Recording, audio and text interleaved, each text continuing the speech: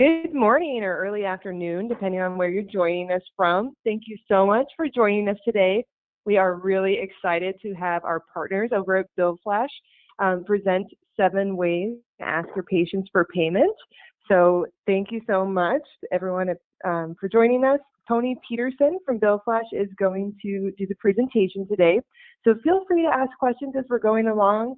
We will do our best to answer those as we go, or we can address them there at the end. If we miss your question, we will follow up with you offline. I'm going to go ahead and hand it over to Tony and have a wonderful webinar. Thank you.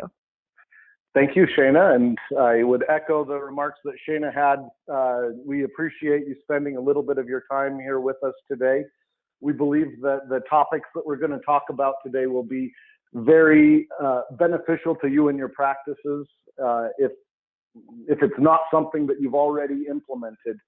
We all know that the world is a very different place than it was just a year ago, and there's a lot of things that have changed in how we do business, how we approach our patients, how we approach our fellow employees, and how we approach the world in general. And today we're going to talk specifically about 7 ways that you can ask your patients for payment.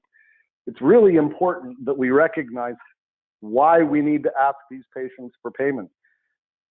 I believe that there's a lot of practices out there who are looking at the situation in the world with the economic and health-related crises that are out there and saying it's sort of hard to ask somebody for payment during a time like this. But what we're really starting to find is that it's even more important to ask for the payment in a time like this, because there's going to be fewer people who are able to make that payment, but that number is not 0. It means that you have to make sure that you're asking and asking effectively from those patients who are able to still make those payments. And that's what we're going to talk about today. We are going to answer questions that you may have at the end of the presentation. If you have any questions that you can think of during our presentation today, you can ask them through the either chat interface or question and answer interface on the GoToWebinar dashboard that you have there. So if you ask your question there, when we get to the end, we'll go through and answer those to make sure that we get you the answers to the questions that you have. If there's any that we're not able to answer on the call today, we will have somebody reach out to you and get you the answer to those questions. So let's go ahead and jump right into our topic and look at the different things that you need to do as you're asking for your patients to make their payments. The first thing is making sure that you're using a simple approach, keeping it simple, making it simple for the patient to make the decision to pay. The second is you need to frame the message. You need to make sure that the patient understands why they are being asked to pay, what they're being asked to pay. You need to connect with your patients in the ways that they want to be communicated with. Zoom wasn't even really a big thing before the pandemic started, and now Zoom is how everybody interacts in situations from healthcare to religious services to school. It's completely changed, and we need to change with that and connect with our patients in the ways that they are connecting now. We need to align with future actions, make sure that the patients understand what they're going to be asked to do in the future as well. We need to make sure that we identify the risks, what is going to make it less likely that somebody's going to pay. We need to create incentive structures that drive patients to make decisions that we want them to. And consider something like establishing a reward system. Now, all of these things, you need to make sure that you're following all the rules and regulations that exist with the different insurance plans that you're on. There are certain things that we may talk about today that certain health plans may restrict you from participating in. If any of those are concerns that you might have, you need to check with each of your individual participating insurers and make sure that your contract with them allows for some of the things that we're going to talk about, like the establishing a reward system, for example. So let's move right into our discussion for today. The first thing is taking a simple approach. Studies show that people are more influenced by simple, easy to understand options. If something is simple and easy for somebody to understand, they're not going to have in the back of their mind that you're trying to sneak one by on them, that you're trying to make them pay for something that they shouldn't be paying for. Healthcare is something that is really hard to make simple, especially the business side of healthcare.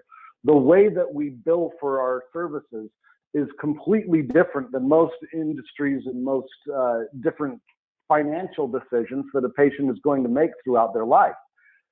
In order for us to really maximize the likelihood that the patient is going to pay, we need to communicate to them in simple terms and help them understand a complex topic that normally they're really not going to understand.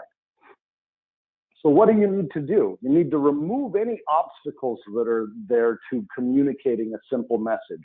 Simplify it and it'll create trust. We've got a couple of scenarios that we've got up here on the screen. We'll walk through both of them. In the first scenario is you're scheduling an appointment. There's a couple of things that you're going to do when you're scheduling an appointment. First, you will set the appointment, but you would also want to collect the insurance information from the patient at the time that they are making the appointment. You may even want to consider collecting the copay in advance of them showing up for the visit. Some of the script that you might be able to use. Your appointment is set for Thursday at 4 p.m. Your copay is $25. We take credit, debit, or I can send you a link to our payment portal where you can make a payment right now. This is completely different than the model where we had before, where somebody could call and make an appointment. They never show up and you never see a penny from them. If the patient is asked in advance to make the copay, they have to pay their copay. It's not a surprise to most patients that they have a portion of the bill that they owe, but what they're used to is somebody waiting until they show up there in the practice. Well, they might not ever come. If the patient actually makes that $25 copay or whatever the amount is, that actually increases the likelihood that they're going to show for the visit where you'll be able to bill for the rest of it. So consider modifying your approach to, instead of asking for the copay when the patient shows up, ask for it at the time that you're scheduling the appointment. You can do the same thing when you're confirming an appointment. Most of you have different appointment confirming or patient outreach to help ensure that they don't no-show for their visit. As you're communicating with those patients on those confirming discussions, a script that you could use is as follows. Hi, Mr. Jones, I'm confirming your appointment for Thursday at 4 p.m. I see that you have a balance of $125. We can take care of that now to save you time when you get here.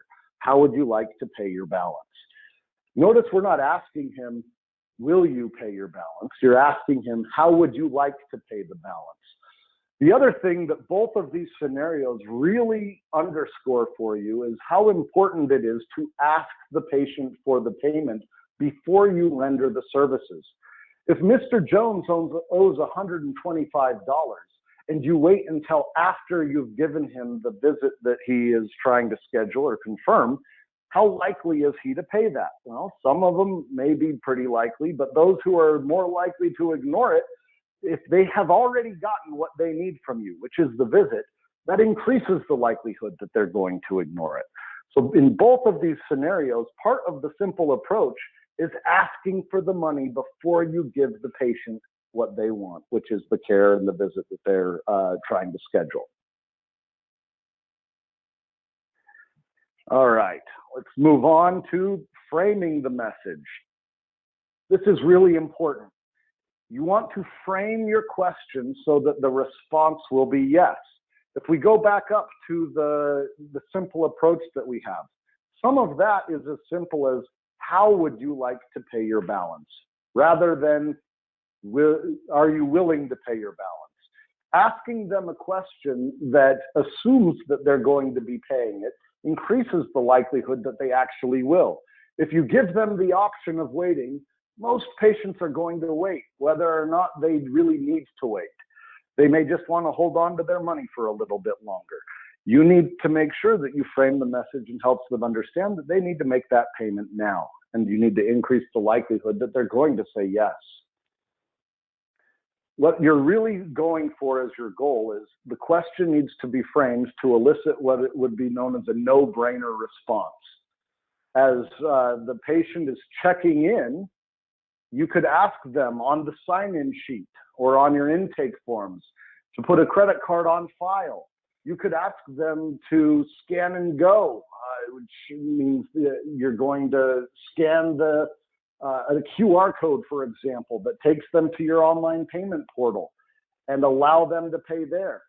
You want them to sign up for things like automatic payment plans where they can authorize a credit card to automatically be charged for the remaining balance that they have over a period of months.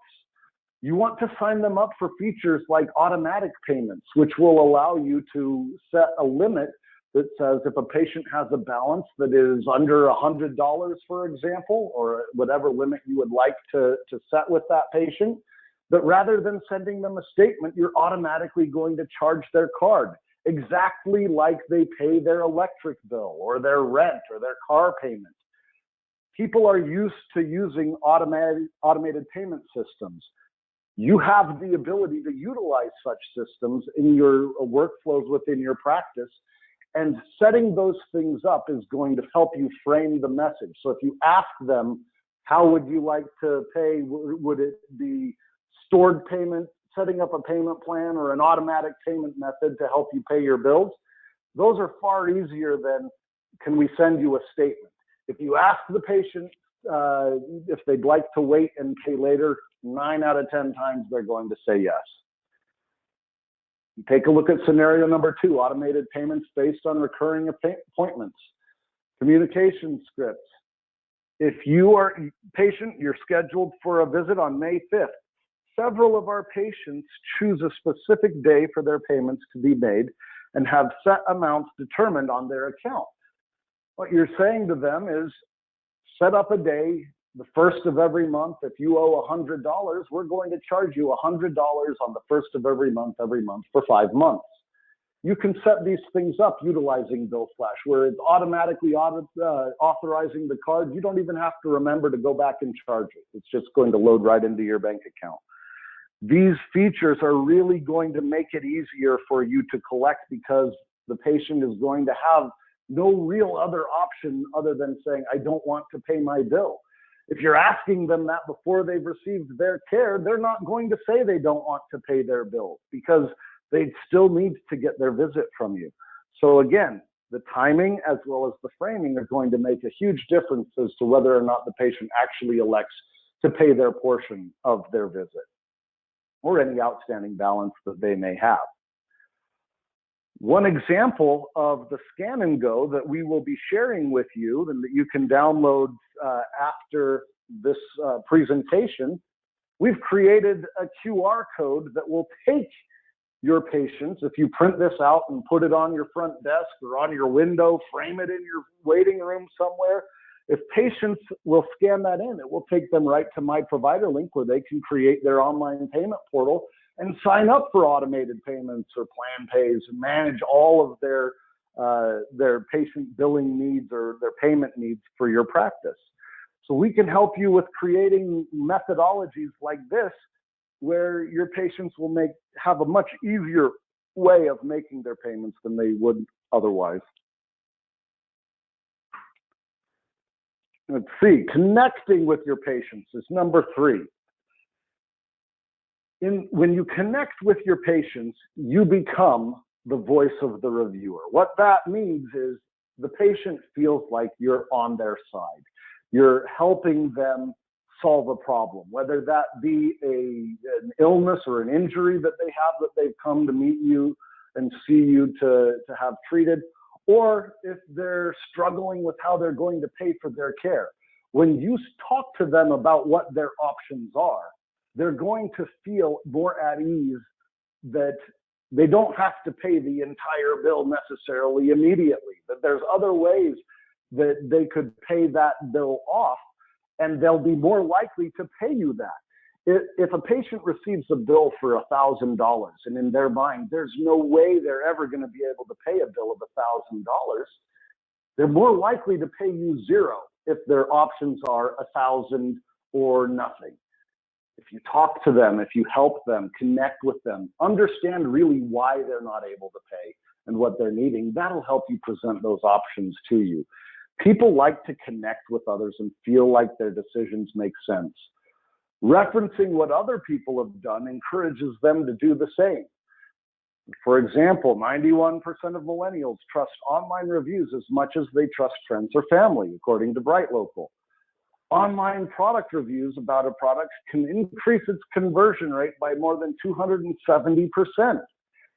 If you connect with your patients and encourage them to put reviews up about how easy your payment processes were, other patients are going to see that, and they'll choose to come and be a part of your practice instead of going somewhere that's not going to give them options that are quite as easy and useful to them as patients.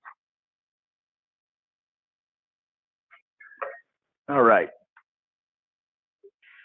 So what is your goal as you connect with your patients? You want to influence what other patients do through the reviews that your current patients leave for your practice. In the first scenario, planned payments based on recurring appointments. In the script, it's very similar to what we had before. You could ask them to schedule their payments to be made and have a set amount on a certain day. And when they set that up, if they like it, you would ask them, can you go leave a review for us? Talking about how easy it was to set up a payment plan. In the second scenario, communication script might be, we've just introduced a program that gives our patients flexibility when making payments on their bill. Would you like to sign up for that? And if you do, would you be willing to leave us a review?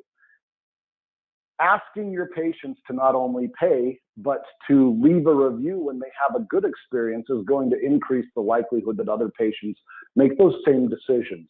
You want to drive them to do what other people are doing. If other people are paying through that method, you want them to, because it's more likely that you're going to actually get your payment. Aligning with future actions. We're on item number 4 here. How do you intend to pay? Instead of asking, will you pay, how do you intend to pay? This acts as a contract between the practice and the patient of how the payment is going to be made. You need to identify what the intent is for the patient on how they would like to pay. In the first scenario that we have here, if there's a potential balance on the account, you could say, how will you settle the balance of today's visit?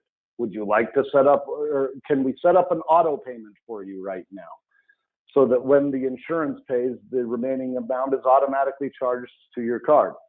How do you intend to pay the remainder? You need to ask them how they're going to settle the potential balance that is there, as well as providing the options of how they're going to do it. I'm going to skip to the bottom here before we do option number 2 or scenario number 2. Financial policy is not an intent to pay. There's so many practices out there who think that when they give their patients their intake forms that say, I agree to pay any remaining balance after the insurance pays, that they've covered themselves from the standpoint of making sure that the patients are going to pay.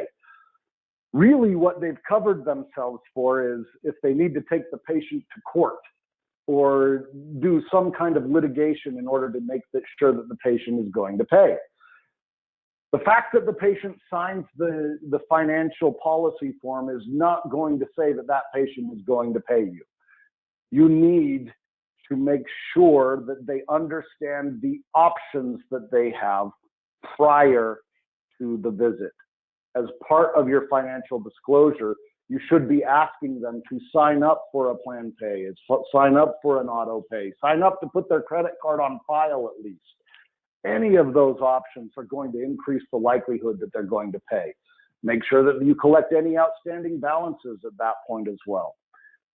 In scenario number 2, inquire about the payment. How do you plan to pay? If the patient says online, then the practice can immediately send the bill via email or text with instructions on Here's how you can go pay. Now, I understand that email and text might put up red flags saying HIPAA, HIPAA. We're not suggesting you actually email the full statement, but there are notifications that you can provide to someone that are HIPAA compliant that let them then go online to a portal and view their statement and make those payments online. So it's absolutely HIPAA compliant if you utilize a tool such as that. And when you utilize BillFlash with TotalMD, it is completely HIPAA compliant. The notifications that we send via email or text would not contain any information that would be compromising PHI for those patients. But it will give them an easy way to log in, pay their bill, and make sure that they're meeting those financial obligations. Identifying risks. Now, anybody who has children know that people does not include children in this statement here. Most people or adults often choose the least risky option. They'll look at everything and say, what is going to be the least painful for me? And that's a behavior that we need to notice and recognize in our patients and give them ways that reduce the risk in their mind. What you're really trying to do in this particular methodology of asking for payment is provide them a risk-averse scenario for payment. The first scenario, discount today, full pay tomorrow. We estimate that the cost of today's visit is going to be $500 after insurance. I've broken that into 5 payments, or I can give you a 10% discount if you pay in full today. Again, you need to make sure that what you're doing here is in line with any insurance plans that you are participating in, but they absolutely do allow you to provide courtesy write-offs in many circumstances, provided that they're given universally across the board to everybody who meets those same conditions. It's very similar to a discount that you can provide for a cash patient. You can do the same thing by asking them to sign up for Plan Pay and Auto Pay at that point in time. So either of these options that are in that script will increase the likelihood that the patient is going to pay, and it's going to give them options that they view as beneficial for them or risk reducing for them. Allowing a patient to break their payment up into 5 payments of $100 is a lot less risky than saying, I need you to give me $500 right now. And when I say it's less risky for the patient, which means they're more likely to participate in that. Giving them a discount if they pay in full is also less risky to them. It says, you know what, if I pay all of this now, it's going to benefit me. It's also going to save you money. If it's going to take you 5 months to collect that money from the patient, if you send 5 statements and each of those statements costs, when you send a paper statement, on average about $2 to $3 per statement, if you print those out yourself and stuff the envelopes in your office, you can see that very quickly any discount that you might give the patient is taken care of by getting them to pay in full right up front. In scenario number 2, you're asking them to clear up old outstanding balances. One of the scripts that you could potentially use, I see that you have a $600 balance with us. I can try to have that reduced by 10% if you would like to get that on a payment plan today. Again, giving the patient an option. We recognize you owe a large sum of money. We recognize it's difficult for you to make that payment right now. If we give you these options to make it easier for you, can we sign up for that today? We'll give you an incentive to do so. Taking and reducing the risk to that patient and increasing the reward for the behavior that we want them to participate in is going to lead to an increase in patient payments. This is all going to be very important because we all know that the patients owe a lot more money on each visit than they did before. We've combined options 6 and 7 here on the next couple of slides because I think that they go hand in hand. What we're talking about here is creating incentives and rewards. And the quote that we have here up on the screen from the Huffington Post, defying conventional logic, consumers are more drawn to free items more than they are to discounted products. even when the discount helps shoppers save more money or get more value from their purchase.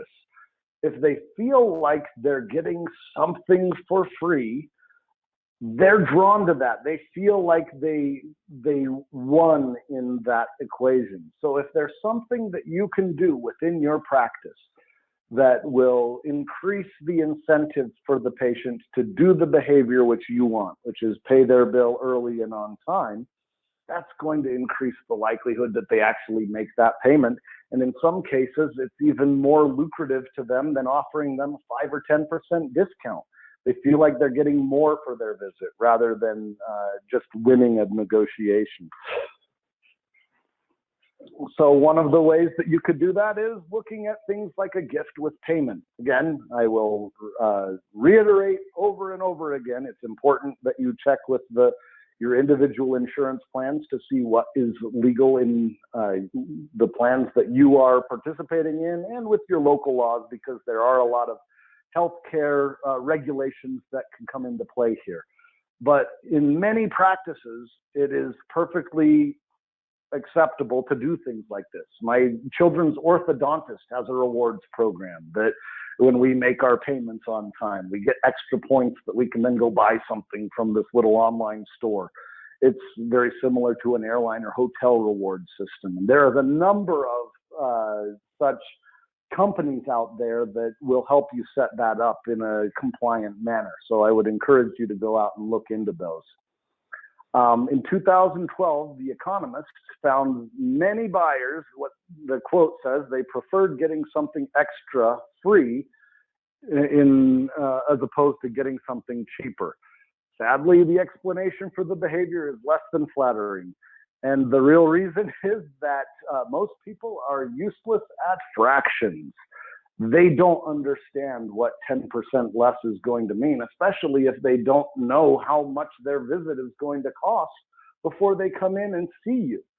So giving them something up front is often a benefit to them that they see, and it can actually be a whole lot cheaper for you than trying to collect less than 100% of the visit later on.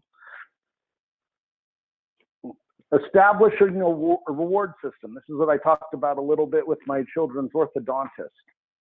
What does a loyalty plan do? It creates value.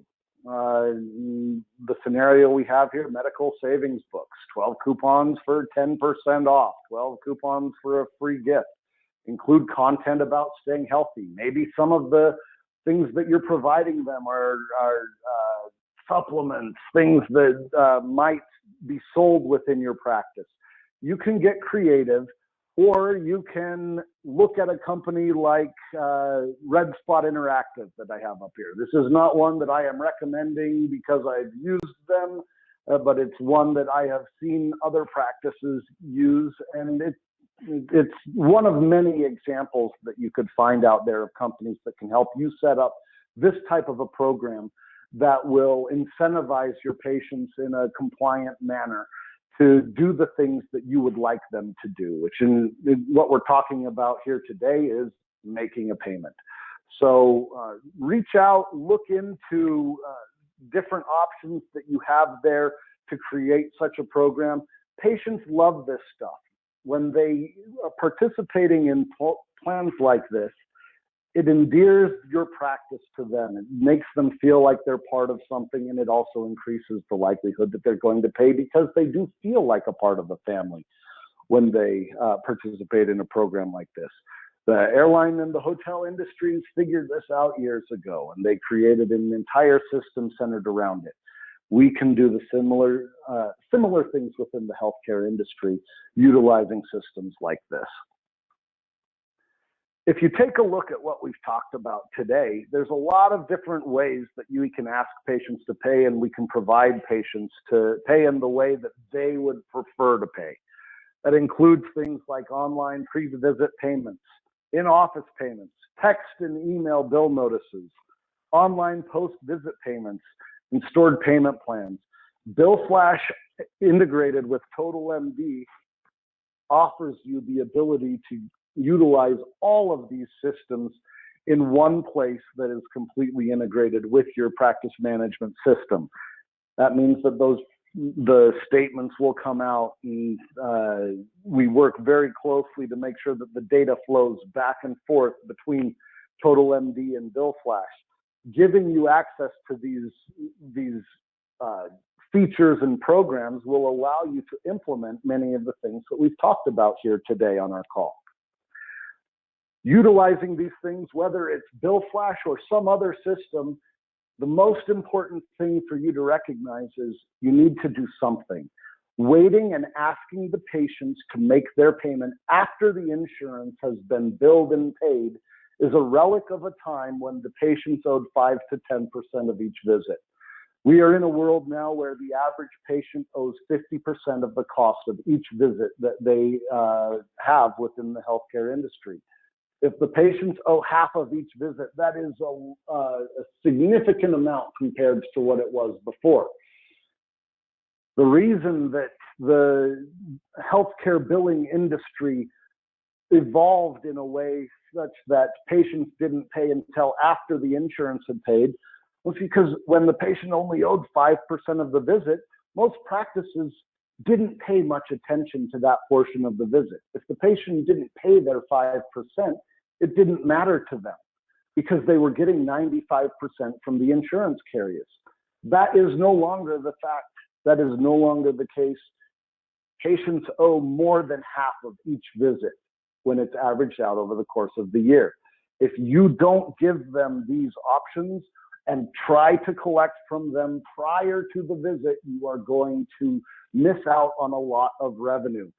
The way that we see this in the industry, the way that our teams hear practices talking about this, they will complain about declining reimbursements. They'll look at things and say, it's hard to stay in business right now. We're not getting paid enough. We can't keep the doors open. A lot of times, the perception is that it's due to decreases in the payments being made by insurance carriers. But in reality, the reason for that is because they've shifted that burden over to the patients, and our system is set up to collect from the insurance carriers first. We need to make sure that we're shifting that paradigm if we want to be successful businesses. We can treat our patients all day long, but if we don't get paid for that, our business is not going to be viable, and we won't be able to continue treating those patients.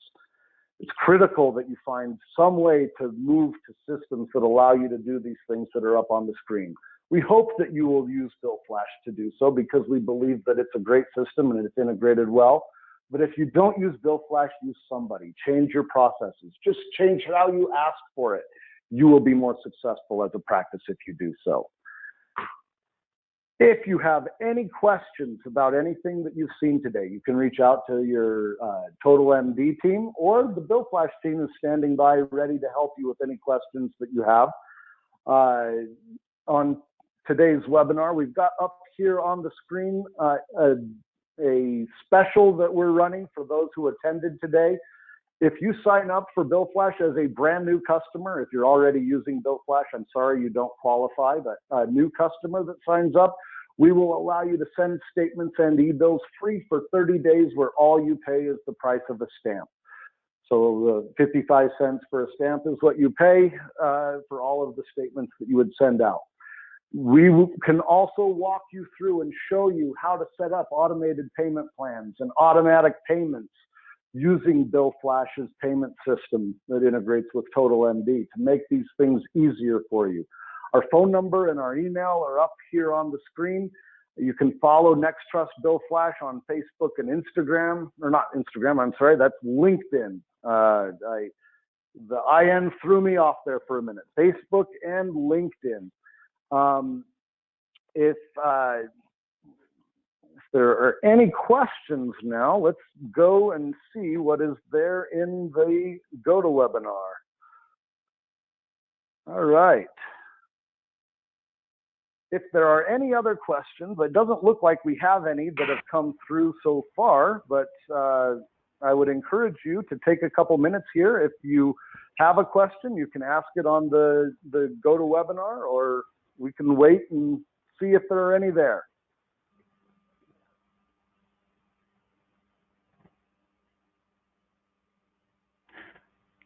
Also, Shayna had to leave. She is taking the day off, and so wasn't available to conclude. But we, as a reminder, we will be sending out the recording within the next day or so that you can review it as you like or share it with other individuals in your office or colleagues. We encourage you to do so. And if you have any questions at that point, you could also respond to the email that you receive and send those in, or give us a call at this number. There is a question that came in. Do we integrate with a different software? We do have a number of different software packages that we are integrated with to differing degrees. TotalMD is one of our more tightly integrated partners, but if you have questions about any other partners, then we can talk to you about those on a one-by-one basis as well. So I would encourage you to reach out at the number or email address that is there on the screen right now.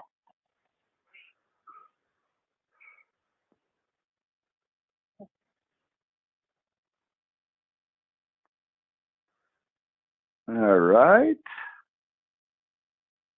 Now, I don't see any other questions, James. So I think that if there are any, again, feel free to reach out to us at the number or email address that is there. Reach out to your TotalMD team. They are a wonderful partner of ours. And like I said, our integration with them is about the highest level that we have with any partner. So we would encourage you to talk to them about it as well. Make these changes to your practice and you're going to be more successful as a business. Thank you for spending some time with us here today. We look forward to hearing from you soon, and we will have more webinars that are coming over the next few months. Hopefully they are as beneficial to you as we hope this one was as well. Have a great rest of your day and a great weekend later on this week. Thanks, everybody. Talk to you soon.